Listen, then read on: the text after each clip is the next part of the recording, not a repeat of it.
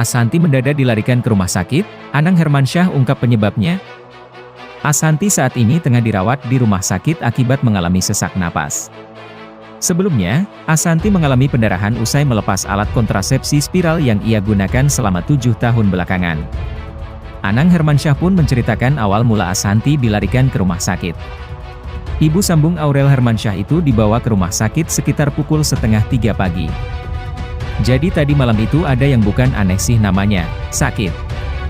Jadi bunda bilang mau tidur di ruang tamu saja, katanya, ini aku di kamar kedinginan kalau dimatiin sesak. Cerita Anang Hermansyah dilansir dari kanal YouTube The Hermansyah A6.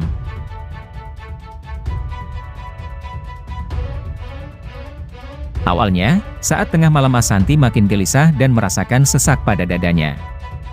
Jam 12 aku sama bunda tidur di ruang tamu. Tahu-tahu Ziel datang, Ziel kaget, loh, kok pada tidur di ruang tamu? Ya, udah, Ziel nemenin. Bunda mulai gelisah lagi, duh, dadaku nyesek deh. Tarik napas dulu deh, terus jendela di apartemen, balkon coba dibuka gede, itu kan anginnya kencang, beber Anang. Hingga akhirnya, sekitar pukul 2 dini hari Asanti semakin merasakan sesak pada dadanya. Anang Hermansyah pun akhirnya mengantarkan Asanti ke rumah sakit. 2:30 aku antar ke rumah sakit sama Ziel. Jadi jam 2:30 pagi aku bawa ke rumah sakit, bertigaan, tutur Anang. Tentu saja Anang berharap istrinya itu dapat segera pulih dan dapat beraktivitas kembali.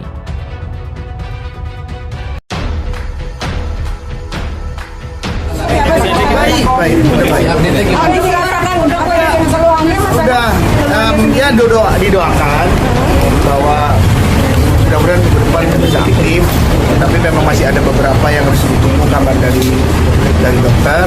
Jadi seperti apa kan?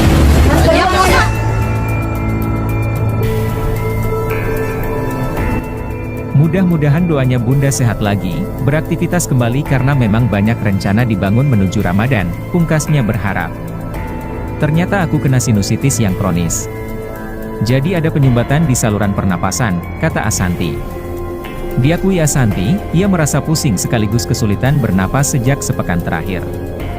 Kondisi ini, tambah perempuan kelahiran Jakarta, 4 November 1983, diperparah dengan hilangnya indera penciuman dan perasa.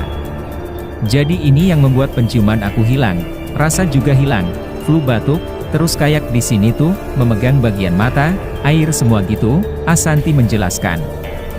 Asanti kembali menegaskan sinusitis kronis yang menyerangnya muncul karena penyumbatan di saluran pernapasan. Terlalu banyak cairan yang nyumbat ke pernapasan, ia menuturkan. Selain itu, Asanti mengalami masalah dalam mencicipi rasa makanan. Rupanya, sinusitis kronis berdampak ke indera perasa. Aku udah seminggu, 10 hari makan, tapi aku enggak rasa apapun. Benar-benar enggak ngerasa apapun, akunya. Dokter menyarankan 2 cara untuk menyembuhkan sinusitis kronis. Pertama, Asanti harus melakukan operasi. Kedua, ada alternatif lain yakni mengonsumsi obat rutin. Namun Asanti memilih opsi pertama. Kalau nggak dioperasi pengobatannya bisa 6 minggu. Nggak bisa nyium, nggak bisa ngerasa, padahal nggak ada riwayat sinus sama sekali, ucap Asanti yang sedang berwajah pucat. Gini, aku kalau mendahuluin sampai selesai laporan dokter aku nggak boleh. Tapi keluhannya bunda sendiri? Ya keluhannya, ya dia badannya nggak seperti biasa aja.